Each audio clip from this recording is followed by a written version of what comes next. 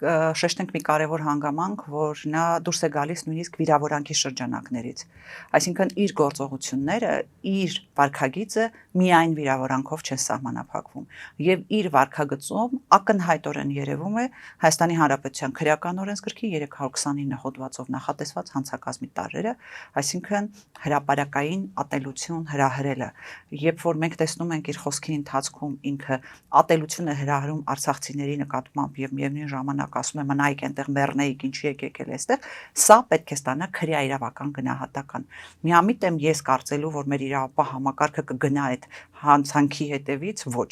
որովհետեւ այսօր ողջ իրավապահ համակարգը հարմարեցված է Նիկոլ Փաշինյանին, ծառայում է Նիկոլ Փաշինյանին, Նիկոլ Փաշինյանի կցորդն է, բայց այն, որ այդ արարքը պետք է ստանա քրեա իրավական գնահատական, միանշանակ է։ Առնվազն իշխանափոխությունից հետո սա պետք է տեղի ունենա։ Ես վստահ եմ, որ իշխանափոխությունից հետո սա դառնալու է եւ բազմաթիվ այլ արարքներ դառնալու են մեր իրավապահների քննության առարկա։ Ամբողջական հաղորդումը դիտեք մեր YouTube-յան ալիքում։